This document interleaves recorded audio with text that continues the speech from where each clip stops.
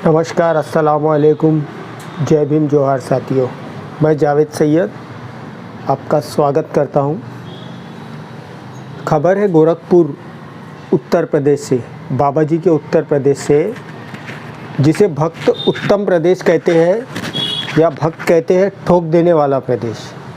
खबर है वहां से कि बाबा जी के जनपद में, जहाँ से वो सांसद हुआ करते थे, गोरखपुर में, जहाँ पे उनका मठ है गुरु गोरखनाथ का, वहाँ पे भीम ज्योति बुद्ध विहार, जो कि 30 वर्ष पुराना बताया जा रहा है, जिसकी देखरेख भदन उत्तरानंद करते हैं, उस बुद्ध विहार पे दबंगों ने कब्जा कर लिया है।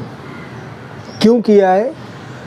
पहले तो वो ऐसा लगता था कि जंगल में या रिहायशी इलाकों से दूर है, लेकिन उसके सामने से एक हाईवे निकल गया, तो उस ज़मीन की कीमत बढ़ गई है, जो कि 30 वर्ष पुराना बुद्ध विहार है, उस पर वहाँ दबंगों ने कब्जा कर लिया है।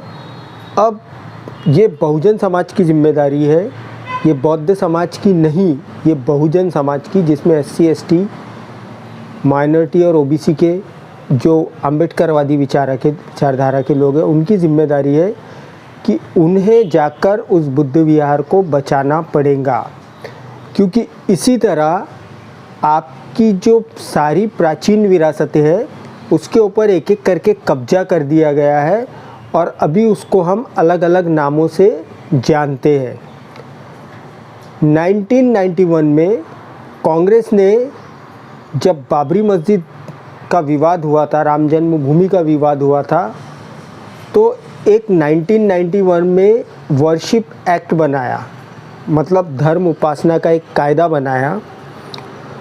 वो कानून ये बोलता है कि 15 अगस्त 1947 को जिस चीज़ की जो स्थिति थी वो वही रहेगी, उसे बदला नहीं जाएगा।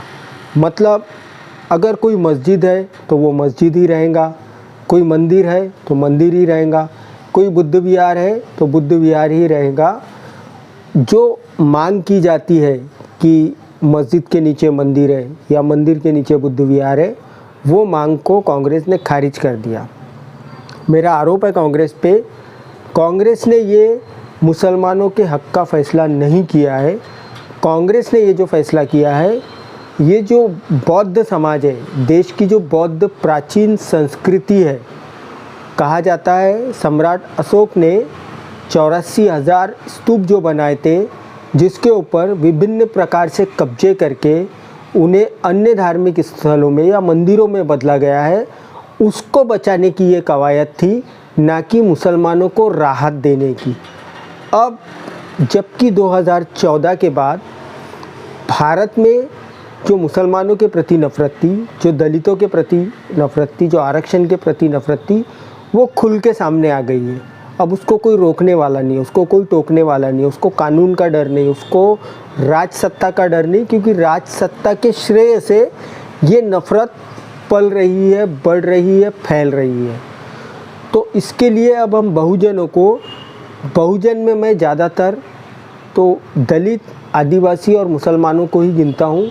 OBC क्योंकि बहुत हद तक का BJP RSS का ही झंडा उठाया हुआ है, बहुत कम OBC है जो समतामूलक समाज में कहिए या समाजवाद में उनकी आस्था है।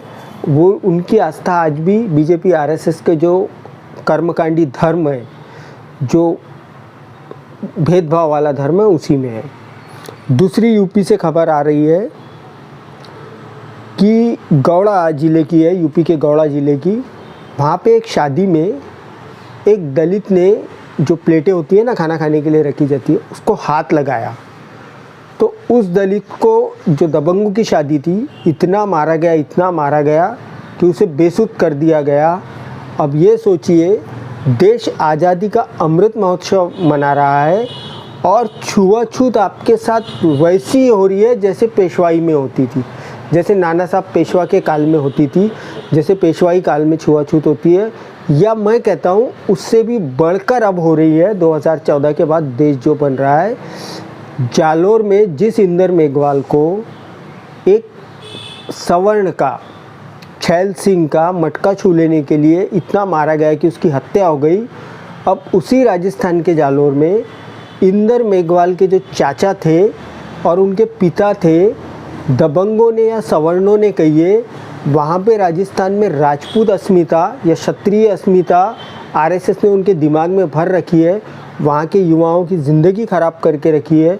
वहाँ के युवाओं के हाथ से कलम और पेन छुड़ाकर उन युवाओं के हाथ में हथियार थमा दिए हैं, केवल राजपूत और क्षत्रिय अस्मिता के नाम पर। उस जालोर में इंदर मेघवाल के चाचा और पिता पर तलवारों से जानलेवा हमला किया, जिसमें उसके चाचा गंभीर रूप से घायल हुए हैं। और कहने को वहाँ सरकार कांग्रेस की है, कहने को वहाँ सरकार राहुल गांधी की पार्टी की है, जो रात दिन बीजेपी आरएसएस को कोसते हैं। तो फ़र्क क्या रह गया उस सरकार में जहाँ पे बीजेपी आरएसएस की सरकार है, वहाँ पे भी हमले हो रहे हैं, अत्याचार हो रहे हैं, और जहाँ पे बीजेपी आरएसएस की सरकार नहीं है, जैसे कांग्रेस की है, वहाँ पे भी दलित, मुसलमान, आदिवासियों पर हमले और अत्याचार हो रहे हैं। तो हम फ़र्क कैसा करेंगे कि क्या फ़र्क है बीजेपी और कांग्रेस में। तीसरी खबर है यूपी के ही हरदोई से। ये मामला 4 माह बाद आया है। एक ढाबा था, वहाँ पे कुछ पुलिस वाले गए थे और पुलिस वालों ने ढाबे वालों से मांग की गई कि हमें शराब दिया जाए। उस समय ढाबे पे जिसका ढाबा था वो मालिक नहीं था, उसकी बच्चियां वो ढाबा देख रेख कर रही थी। उन बच्चियों ने कहा कि हम शराब नहीं दे सकते, यहाँ शराब नहीं मिलती है। तो उन पुलिस वालों ने उन बच्चियों को ढाबे के पीछे ले जाकर उनका बलात्कार कर दिए पुलिस वालों ने। और ये मामला 4 महीने बाद संज्ञान में आया। जैसा कि देश में एक हिंदू मुसलमान का मामला बनाया गया है ना, श्रद्धा वालकर की हत्या को लेकर, बेशक हम उसका निषेध करते हैं कि आफ्ताब पूनावाला ने उसकी हत्या की है, तो हिंदू मुसलमान का एंगल दिया गया। अब क्या बोलोगे? अब क्या पुलिस वालों का बाइकआउट करेंगे? ये नारंगी गैंग जो है, क्या पुलिस वालों ने बलात्कार किया तो उनका बाइकआउट करेंगे ये लोग? क्या नारंगी गैंग के सभी नेता पुलिस सुरक्षा छोड़ देंगे? अब नहीं छोड़ेंगे ना। ये केवल इनकी सत्ता बची रहे, सत्ता बची रहने के लिए ये ध्रुवीकरण करते हैं। या हिंदू मुसलमान का ध्रुवीकरण हो या सवर्ण दलित का ध्रुवीकरण हो, ये हमेशा ध्रुवीकरण की ही राजनीति करती है। इससे देश के लोगों को बचना चाहिए।